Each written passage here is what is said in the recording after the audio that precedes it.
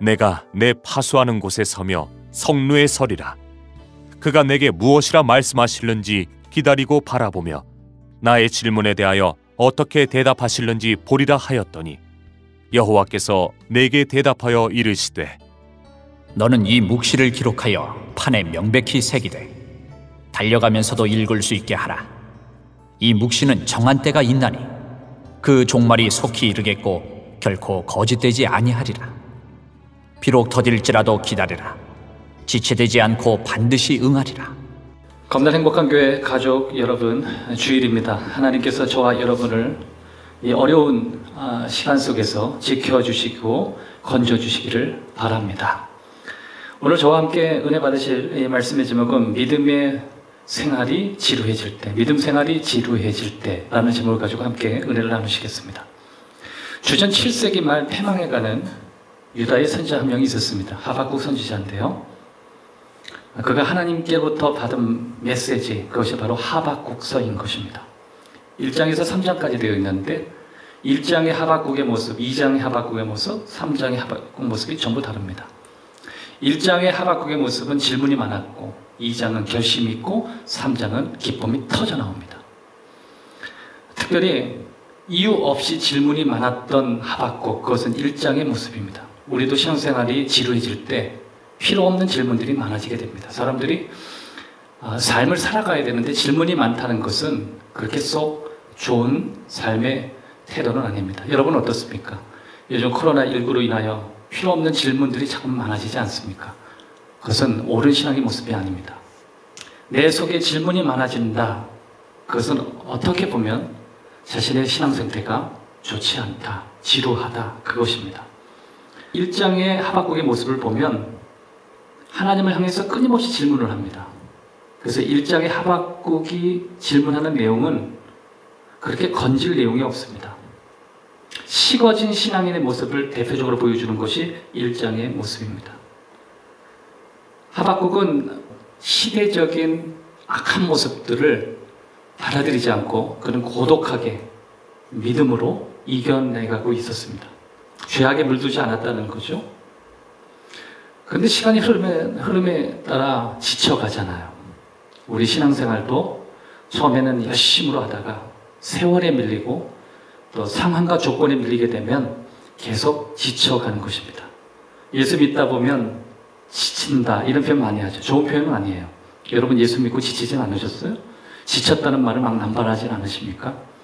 예수 믿고 지쳤다, 그것은 맞지 않습니다. 우린 예수 믿는 것조차 우리 힘으로 믿는 것이 아니라 성령의 도우심으로 믿기 때문에 예수를 믿고 신앙생활을 하는 것에 지쳤다라고 하는 것은 내 스스로가 신앙생활을 잘못했다라고 하는 것과 다르지 않다라고 하는 것입니다.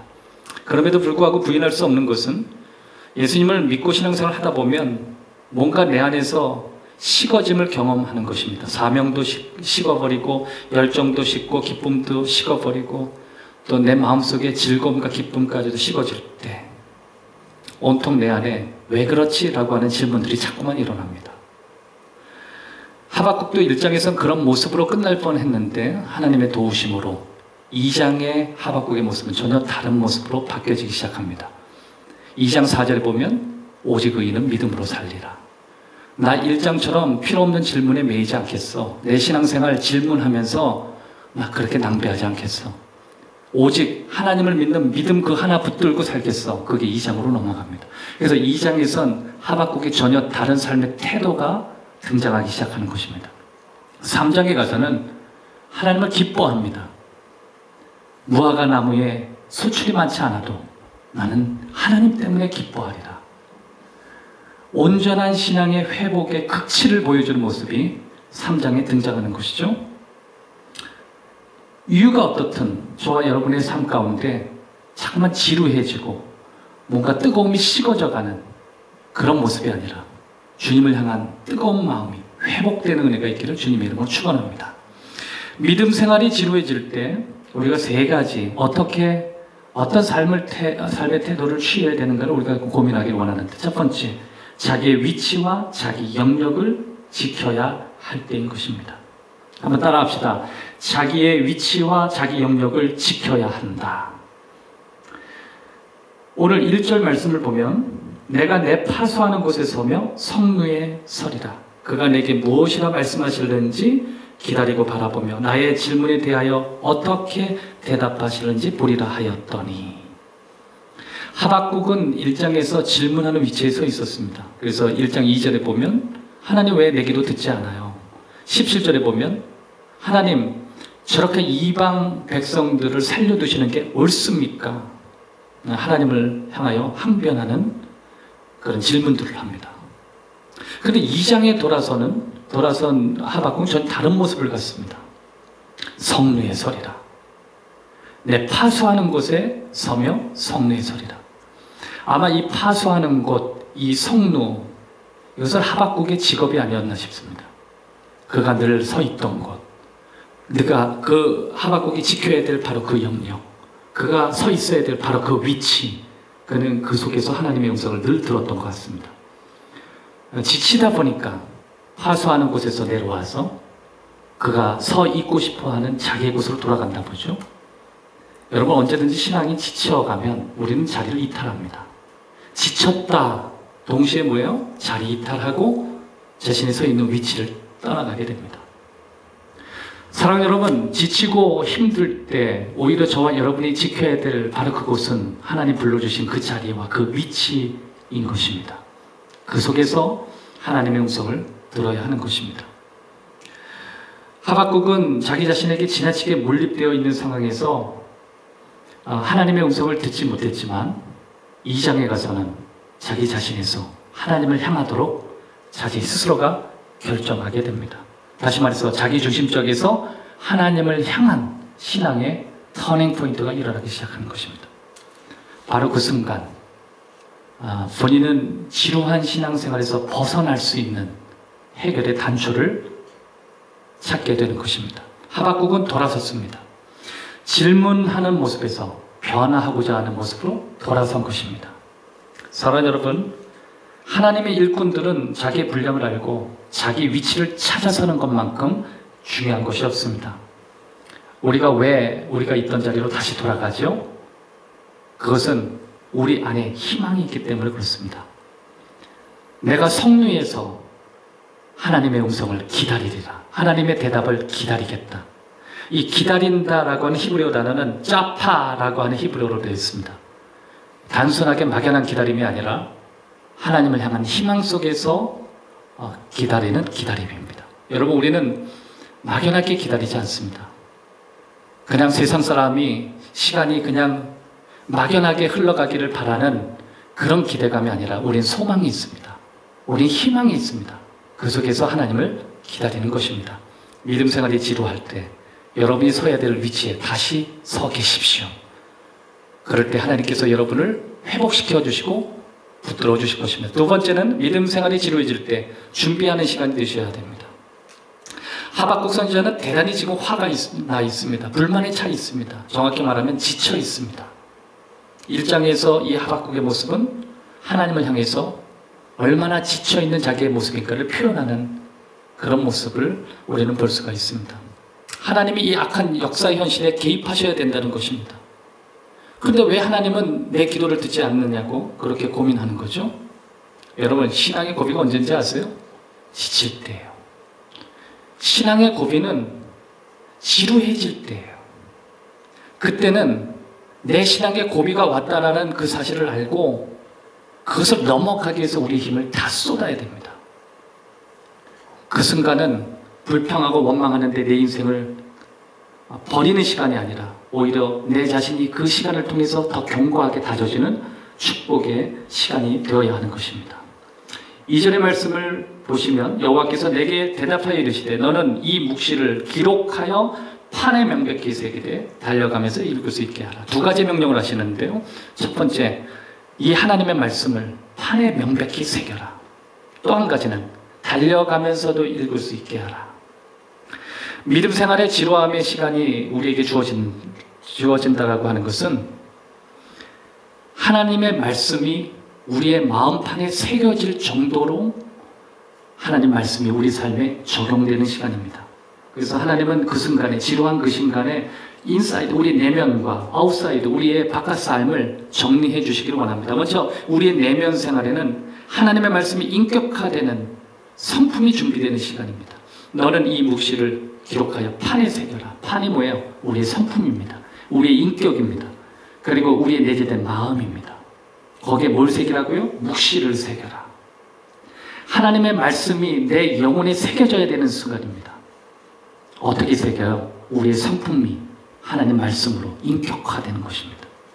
하나님의 말씀이 우리 성품을 말씀에 기초한 인격으로 세워주시는 것입니다. 세상 사람들이 말하는 그런 것에 우리 인격이 무너지는 것이 아니라 하나님 말씀에 다져지고 세워져서 신의 성품과 같이 깊고 넓고 또 거룩하고 존귀한 성품으로 하나님 말씀으로 세워지는 바로 그 순간인 것입니다. 또 우리 아웃사이드, 우리 바깥 삶에도 하나님은 이 지루한 믿음의 삶의 연속이 느껴질 때, 그때 우리가 해야 되는 특별한 삶의 모습은 능숙해지기 위해서 우리는 노력해야 됩니다. 그리고 능숙함의 축복을 경험하는 시간이 되어야 합니다. 2장 2절 하반절에 보면 달려가면서 읽을 수 있게 하라. 달려가면서. 여러분, 달려가면서 뭔가 읽어보셨어요? 그건 쉽지가 않아요. 뛰면서 뭔가를 읽는 거 쉽지 않아요. 그러나 불가능한 것은 아닙니다. 왜냐하면 능숙하면 가능해요. 내가 그 부분에 충분히 다져지고 훈련되면 가능해요. 그런데 하나님이 안 되는 걸 하라고 하시는 않거든요. 읽을 수 있게 하라. 그 뜻은 뭐예요? 하나님의 말씀이 너의 삶에 적용되는 능력이 극대화되기를 원한다. 능숙하기를 원한다. 그 뜻입니다. 시편 78편 72절에 보면 이에 그가 그들의 마음에 완전함으로 기르시고 그의 손에 능숙함으로 그들을 지도하셨다. 그러셨습니다. 사랑하는 여러분, 일상의 지루함이 느껴질 때, 특별히 믿음 생활할 때 지루함이 느껴질 때, 그때는 내가 무너지고 망가지는 시간이 아닙니다. 그 순간은 하나님의 말씀이 내 삶에 깊이 적용되고, 그리고 그 말씀이 적용되는 것을 통해서 열매가 맺어지는 축복의 순간인 것입니다. 마지막 세 번째로, 믿음 생활이 지루해질 때 이해적인 태도보다 신뢰적 태도로 지향하셔야 됩니다. 3절에 보면 이 묵시는 정한 때가 있나니 그 종말이 속히 이르겠고 결코 거짓되지 아니하리라. 비록 더딜지라도 기다리라. 지체되지 않고 반드시 응하리라. 신앙생활이 뭐냐? 신앙생활은 기다리는 것입니다. 하나님이 주시는 말씀이 반드시 실현되는 때가 온다는 것입니다. 근데 여기서 우리가 반드시 알아야 될 것은 내가 생각하는 그 시간과 하나님이 원하신 타이밍이 맞지 않을 때, 그때 우리는 흔들리게 된다고 하는 것입니다. 그때 아마 하박국이 1장에서 고백한 대로 비현실적이라고 이야기하고, 또 하나님이 우리에게 약속하신 것은 이루어지지 않았다라고 하고 실망하고 절망하고 수많은 질문을 만들어내는 그런 상처받은 영혼들이 아니라, 오히려 그렇게 절망적인 상황 속에서도 약속하신 하나님이 이루심을 믿는 신앙인이 되어야 하는 것입니다.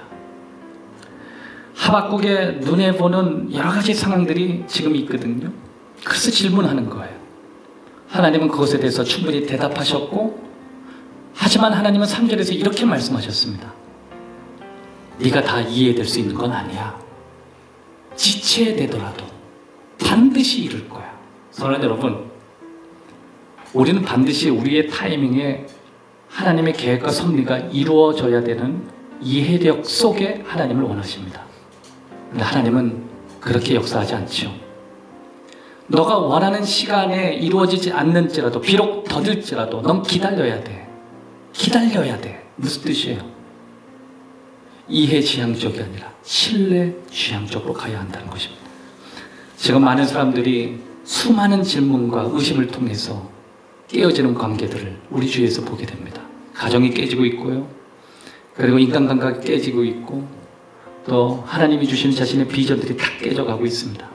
왜냐하면 믿음은 개념이 아닌데 믿음을 개념으로 가지고 있기 때문에 그렇습니다. 믿음은 이해되는 것이 아닙니다.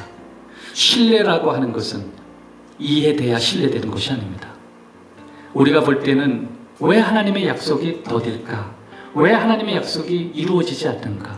왜 하나님은 나의 어려운 상황을 들어서 회복시켜주지 않는가? 우린 수많은 질문을 하지만 그럼에도 불구하고 우리는 기다려야 합니다. 신뢰함으로 반드시 이룰 것이라고 하는, 더딜지라도 이룰 것이라.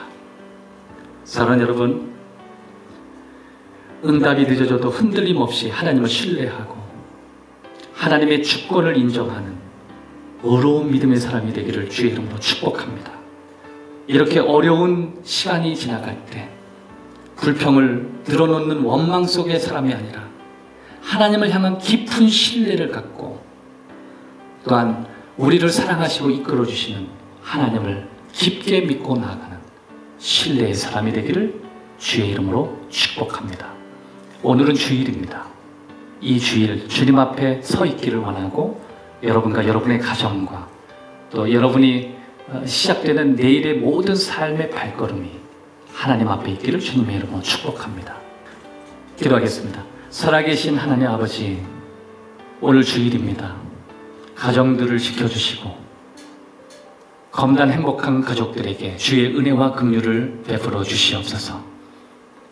수많은 질문들이 있고 고통이 있으며 해결되지 않는 수많은 문제들이 우리 앞에 산적하다 할지라도 하나님을 신뢰하며 나가게 하시고 하나님을 경험하게 하시고 이 순간이 우리가 무너지고 하나님 앞에서 망가지는 시간이 아니라 오히려 우리가 경고히 되어지고 온전한 사람으로 세워지는 축복의 순간들이 되게 하여 주옵소서.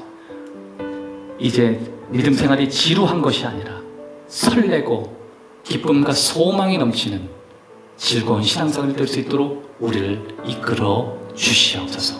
예수 그리스도의 이름으로 기도하옵나이다. 아멘.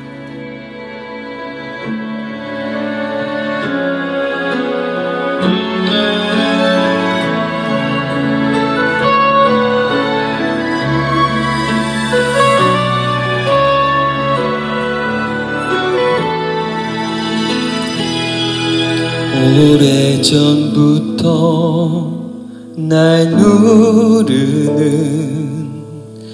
내 안에 깊은 절망, 아무 희망도 어떤 기대도 내겐 없는데 사람들의 외면과 날 거절하는 눈빛, 아픈 상처로 짙은 어둠으로 깊이 빠져만 가는데 어디선가 내게 들리는 하나님 아들 주님 이야기, 그분이라면 그의 옷자락이라도 내 마지막 소망이니 주님을 만났네. 옷자락에서 전해지는 사랑, 내게 임한 주님의 능력, 날 누르는 아픔의 근원을 고치셨네. 날 바라보시네.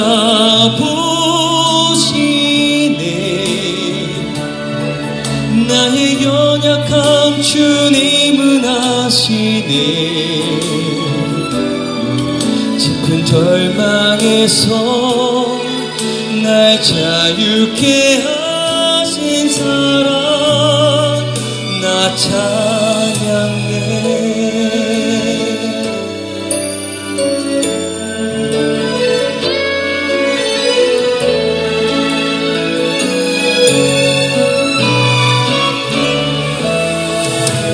어디선가 내게 들리는 하나님 아들 주님 이야기, 그분이라면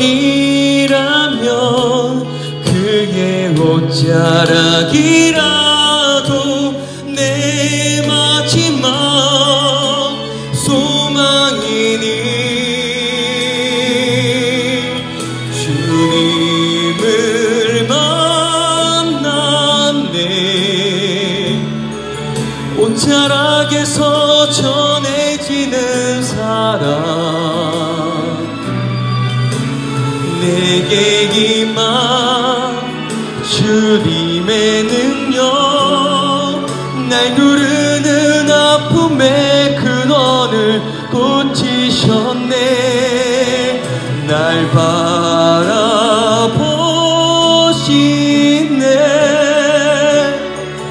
나의 연약함 주님은 아시네. 깊은 절망에서 날 자유케 하신 사랑, 나 찬양해.